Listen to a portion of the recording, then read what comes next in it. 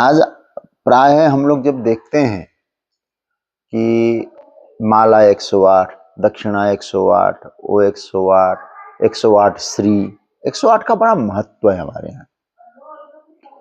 इसको यदि हम समझना चाहें 108, इससे 108 बनता है।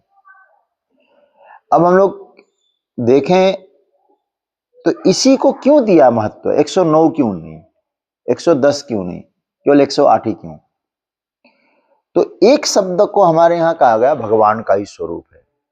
जैसे वेदांत ने, उपनिषद ने एको ब्रह्म द्वितीयो नास्ति, ब्रह्म एक है, और उसी को सरल भाषा में तुलसीदास जी ने लिख दिया, राम नाम एक अंक है, सब साधन है शून्य, अंक रहे 10-20 है, अंक गए सब शून्य।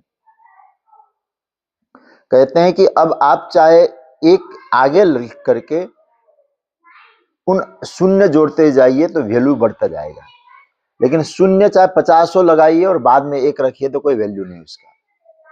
तो राम के नाम से ही जीवन में उस शून्य का वैल्यू होता है। तो राम नाम हो गया, राम हो गए, ब्रह्म हो गए, भगवान हो गए एक। और उसके बाद जो बाद में जो 8 है, उस 8 को श्रीमद् भगवद गीता के अनुसार भूमिरापो नलो वायु खम मनो बुद्धिरेव च अहंकारैति यम्मे भिन्ना प्रकृतिरष्टधा। ये 8 प्रकृति के गुण है, और प्रकृति में रहता है जीव, हम सब प्रकृति में है, संसार में है। तो 8 गुणों के साथ जिसका संबंध है वो जीव, हम सभी, वो क्या है बोले 8 हैं। एक भगवान है, 8 जीव हैं, ठीक है। बीच में शून्य ये माया है। अब माया का कोई अस्तित्व नहीं है, लेकिन वो अस्तित्व समझ में नहीं है, ये समझ में नहीं आता, ठीक है, लगता है कि नहीं है कुछ। तो ये जो माया है, अब क्या करना होगा? तो लक्ष्य क्या है? अब लक्ष्य है उस 8 को उस एक से मिलना, 8 को एक से मिलना है। और 8 हमेशा अधूरा होता है और एक पूर्ण होता है। तो अब 8 है क्योंकि अष्टगुणों से बंधा हुआ है, इसलिए अष्टगुणों से बंधा हुआ संसार में आज तक जो हुआ अथवा संसार जिसको मिला सदा अधूरा मिला है। कभी संसार पूरा मिल ही नहीं सकता किसी को, और भगवान जिसको मिला है सदा पूरा मिला है, कभी अधूरा हो ही नहीं हुआ। ईश्वर में अधूरापन नहीं है और संसार में पूर्णपन नहीं है। एक व्यक्ति को सारी संसार की संपत्ति मिल जाए तो भी अधूरा ही रहेगा वो, क्योंकि यहां पूर्णता ही नहीं है।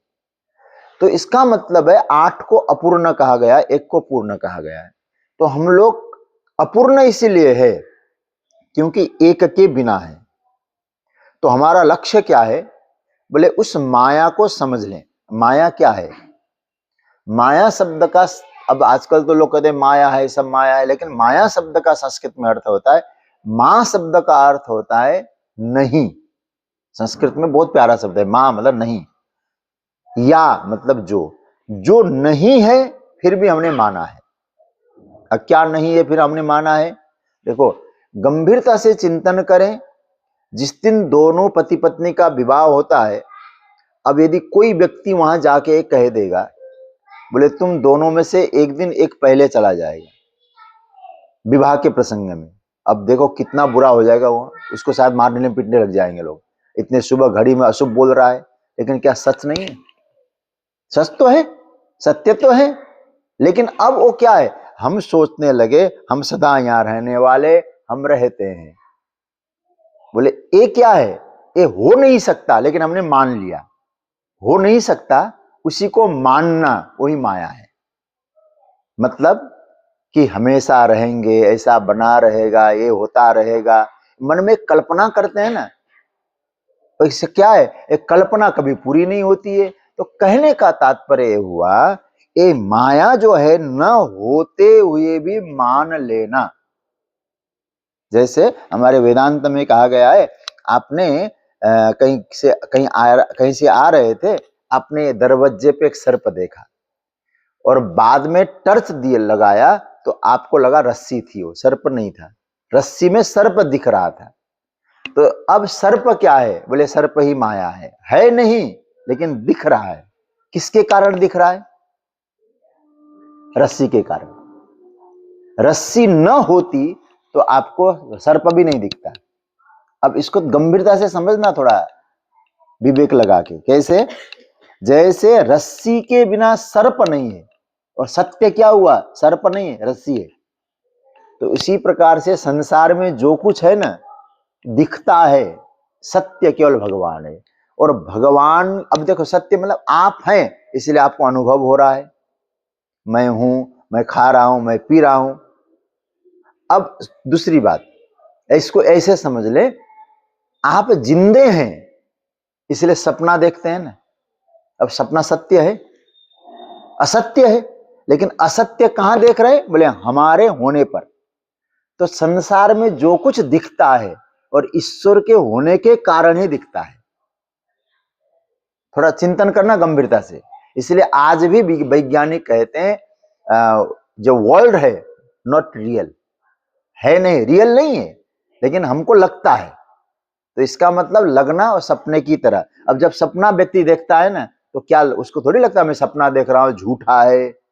उस समय तो सपने में भी व्यक्ति रोने लगता है, लेकिन जगने के बाद मालूम पड़ता है कि सत्य नहीं है। लेकिन सत्य कब लग रहा है? मेरे कारण, मैं हूं, मैं जिंदा हूं, इसीलिए। उसी तरह से संसार में हमको जो कुछ दिखता है, और दिखता क्यों है? बोले सत्य तो है नहीं। सत्य, असत्य मतलब परिवर्तनशील। जिस रूप में देख रहे हैं उस रूप में है नहीं। जो चीज यहां है वो परिवर्तन होने वाली है। तो इसका मतलब, लेकिन दिखते के किसके कारण? उसी अधिष्ठान परमात्मा की सत्ता के कारण जगत असत्य जैसा लगता हुआ भी सत्य प्रतीत होता है। बोले ये सब क्या है? यह है माया। उसी भगवान की अधिष्ठान सत्ता के कारण इसकी महिमा बढ़ रही है। एक के कारण शून्य की महिमा बढ़ी है। समझ रहे हैं ना मैं जो कहना चाह रहा हूं? यहां जो कुछ दिखता है, बिल्कुल ना हम पहले मेरा था न मेरा रहेगा। अब हम कहें, अब देखो ये जो जमीन है, अब इनको जो मिली जमीन, उससे पहले किसी और की थी, आज इनके नाम पे आ गया। अब पता नहीं इनके बाद कौन के। इसलिए जो परिवर्तन ही जगत का नियम है। और याद रखना, परिवर्तन जगत का दोष नहीं है, परिवर्तन जगत का स्वभाव है। ठीक है ना? ये जो परिवर्तन जो हो रहा है और हमें मालूम हो रहा है, परिवर्तन होता हुआ ऐसा लगता है, किसके कारण? उसी परमात्मा की सत्य के कारण। तो सत्य के कारण परिवर्तन, और लगता है अच्छा है, आनंद आ रहा है ना, तो ये शून्य है। क्यों शून्य की महिमा हो रही है? एक से जुड़ी हुई है। ये संसार की जितनी माया है ना, परमात्मा ने इसको धारण किया है, परमात्मा इसके अधिष्ठान में है। तो सर्प जैसे रस्सी, सर्प दिखता है, रस्सी के कारण न होते हुए भी संसार भी इसी प्रकार का माया है। लेकिन उस माया बीच में होने के कारण वो 8 सदा अधूरा है, एक तो पूरा है ही है। अब क्या करना है? उस माया को आप कहेंगे मैं इसको मारूं, इसको पीटूं, माया को तो समझने से ही पार हुआ जा सकता है। माया को समझ ले, ये किसके कारण बढ़ रही है, इसके मूल में कौन है। यदि उस व्यक्ति समझ में आ गया तो वो 8 एक से मिल जाएगा। ठीक है ना? और 8 जब एक से मिल जाएगा तो 9 हो जाएगा। और 9 को हमारे यहां पूर्ण कहा गया है। इसलिए हमारे आचार्य लोग कहते हैं 9 का पहाड़ा देखते जाइए, न एकम 9, 9 दूना 18, 18 मतलब 8 और 1, उसको भी जोड़ दीजिए, 9 हो जाएगा। 9 तियां 27, 2 और 7, 9 तियां 36, 6 और 3, ये पूरा देखते जाइए, जोड़नों को जोड़ते जाइए, और 8 का पहाड़ा बनाइए और नीचे गिरता जाएगा। अधूरा है वो, और 9 पूर्ण है। तो कहने का मतलब ये हुआ कि जो पूर्ण ब्रह्म एक है, उस परम ब्रह्म परमात्मा से हमें मिलना ही मिलना है। लेकिन वो कई बार हम जो असत्य है उसको ही सत्य समझ के बैठे हैं ना, इसलिए उससे मिल नहीं पा रहे।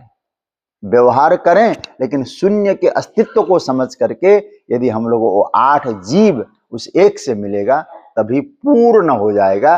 नहीं तो हमेशा अधूरा ही है जीव। ठीक है, तो जीव का लक्ष्य क्या हो गया फिर? उस पूर्णता का अनुभव करना। ये हुआ 108। 108 का अर्थ होता है जीव आत्मा का परमात्मा से मिलन करके पूर्णता का अनुभव करना। जीव का परमात्मा मिलन से पूर्णता की अनुभूति, यह है 108। अब एक संजय जी ने बहुत प्यारी बात पूछी है, बहुत वो भी अच्छा है कि उन 108 जैसे माला कहा जाए, और माला जपते हैं 108 का मतलब अब हम जीव हैं, अब उस पूर्णता में जाना है, ये बात। अब देखिए, ये जो बीच का एक होता है सुमेरु, सुमेरु जो कहा जाता है, अब जैसे हमारा तो 27 का रहता है, ये है सुमेरु, इसका नाम है सुमेरु। अब इसकी कथा शिव पुराण में भी आई है। जब ओंकारेश्वर ज्योतिर्लिंग की चर्चा आती है ना, तो उस समय देवर्षि नारद विंध्य पर्वत से कहते हैं संसार में सुमेरु की बड़ी महिमा है, सुमेरु का कोई उल्लंघन नहीं करता, देवता भी उल्लंघन नहीं करते, क्योंकि सुमेरु का उल्लंघन अपराध है। सुमेरु का उल्लंघन करने के बाद उसके पाप, उसके जितने भी पुण्य है सब नष्ट हो जाते हैं। नारद जी विंध्य पर्वत को समझाते हैं, और बाद में विंध्य पर्वत तपस्या करके ओंकारेश्वर की स्थापना होती है। लेकिन मुख्य बात है, नारद जी कहते सुमेरु की महिमा है, तो इसी को हम लोग सुमेरु कहते हैं। देवता लोग लांगते नहीं ना, तो हम लोग क्या करते हैं, यहां से हम जप कर दिया, यहां पहुंच गए, तो यहां से इधर लाना है वापस, और आगे बढ़ गए तो इस सुमेरु का उल्लंघन हो गया। तो उल्लंघन जब हो जाता है तो फिर हमारे पुण्य उसी समय क्षय हो जाते हैं। लेकिन आप लोग ये मत कहना कि अब तक धोखे में थे, अब तक तो ऐसा करते रहे, लेकिन जो करते रहे आगे से ध्यान देना होगा। ठीक है, ये बात है। तो मुख्य बात ये बनी, ये है, इसका नाम है सुमेरु। सुमेरु का कभी उल्लंघन नहीं करना चाहिए, इसका नाम है सुमेरु। ये इस मन के जो 108 मन का होता है उसमें, और हम लोग कई बार कहते हैं कि भाई जो व्यक्ति, ये जो सुमेरु जो शब्द आता है ना हमारे यहाँ, पर्वतों में श्रेष्ठ पर्वत होता है सुमेरु पर्वत। और सुमेरु पर्वत में एक विशेषता बताई गई, सुमेरु पर्वत सदा शीतल रहता है, सदा शीतल रहता है, और सुमेरु में कभी आग नहीं बरसती, ऐसा शास्त्रों का मत है, शीतल है। तो हम लोग साधना करने वाले उग्र कभी ना बने, एक तो शीतल रहे। एक बहुत प्यारी कथा आती है, भक्तमाल में कथा है, सुमेरु के बारे में बोल दूंगा। एक बार वृंदावन में आपने नाम सुना होगा, एक नाभादास जी थे जिन्होंने भक्तमाल की रचना करी। उन्होंने एक भंडारे का आयोजन किया, उस भंडारे का नाम था झरा भंडारा। झरा भंडारा आपने कभी नाम नहीं सुना होगा, ब्रज की भाषा है, और ब्रज में झरा भंडारा का मतलब होता है असंख्य लोग, कोई गिनती नहीं होती कितने लोग होंगे। अभी हम लोग जब 15 दिन की कथा थी हमारी बरसाने में, तो हमारे यहाँ 2 झरा भंडारा हम लोगों ने कराया था। मैंने तो नहीं, एक वहाँ हमारे जजमान ने कराया था, प्रदीप जी हैं राजगढ़िया DPS वाले, उन्होंने कराया था, एक कमल पोधार जी और 2-4 लोग मिलके कराए थे। कोई गिनती नहीं कितने लोग आएंगे, 500, 1000, 2000 कितने भी आ सकते हैं। तो झरा भंडारा था, उस झरा भंडारा में सबको बुलाया, और संयोग से तुलसीदास जी भी आ गए। अब तब तक क्या हुआ, तुलसीदास जी पहुंचे तब तक पत्तल बढ़ चुका था और बांट के चला गया था, और अब खीर का प्रसाद लेके आ रहे थे। तो ऐसा कहा जाता है, सब लोगों को दिया, प्रसाद बांट रहे थे, तुलसीदास जी पहुंचे, तुलसीदास जी वहीं बैठ गए, बोले तेरा पत्तल कहाँ है? बोले खीर कहाँ दें? तो उसी समय देखा एक महात्मा की जूती थी, बोले जूती उठा के कहा बस इसमें दे दो। अब तो परोसदारी करने वाले ने कहा विचित्र व्यक्ति है, बोले इसमें खीर खाओगे? बोले इससे पवित्र कोई हो ही नहीं सकता, ये संतों के चरण रज यहाँ लगे हैं, संतों के चरणों का प्रसाद है, इससे पवित्र क्या हो सकता है, मुझे तो इसमें ही लेना है। उनको संकोच हो गया, तो जा करके नाभादास जी जो भक्तमाल के रचयिता, उनको जाके सुनाया, अरे महाराज विचित्र व्यक्ति आया है, और बड़ा आंखों से आंसू बहा रहा है, और खीर महात्मा की जूती को लेकर मांग रहा है। मुझे बड़ा आश्चर्य होता है। नाभादास तो परम संत थे, संत संत को पहचान लेता है। बोले इतना विनम्र यदि संसार में वर्तमान में कोई है, परम विद्वान है और परम विनम्र है, तुलसीदास जी हो सकते हैं। और नाभादास जी स्वयं आए और तुलसीदास जी को हृदय से लगाया और लेकर गए। तो लेकर जा करके वहां उन्होंने घोषणा करी, बोले यहाँ अनेक महात्मा है और विशेष करके इस पंक्ति में 108 महात्मा है। जिस पंक्ति में तुलसीदास जी बैठे थे, 108 पंडितों का, महात्माओं का मैंने भोजन, विशेष महात्मा थे 108, उनका भोजन है, बाकी इधर अन्य महात्मा लोग हैं। और उसी पंगत में आ गए थे। तो तुलसीदास जी, आज मैं घोषणा करता हूं, एक माला में 108 मनका होता है। मैं सोच रहा था सुमेरु कौन बनेगा, तो आज से मैं घोषणा करता हूं, इन संतों के सुमेरु आप हैं। तो तुलसीदास जी को नाभादास जी ने घोषणा की है भक्तमाल में, संतों के सुमेरु तुलसी है। इसलिए सुमेरु की बड़ी महिमा होती है, क्योंकि इतना विद्वान होकर भी इतना शीतल है, इतना विनम्र है। अन्य तो महाराज 108 है, उस मनके में तुम सुमेरु हो। तुलसीदास जी के लिए घोषणा की है। इसलिए सुमेरु का अपना महत्व होता है। और 108 का मतलब यही होता है कि हम सभी जीवात्मा उस शून्य के माया को अच्छी तरह से यथार्थ समझ करके उससे आगे बढ़े, माया को कोसे नहीं। माया मतलब संसार को कोसे नहीं। कई बार कोसते रहते हैं, बेकार है, क्या सब बंधन कारक है, ऐसा। इसको नहीं कोसें, इसको समझें, व्यवहार करें, फंसे नहीं, क्योंकि फंसेंगे तो अधूरे रहेंगे। मिलना एक से है। शून्य को समझ करके उस 8 जब एक से मिल जाता है तो ही पूर्णता का अनुभव कर पाता है। ठीक है ना। संजय जी ने बोला था भक्त वत्सल भगवान।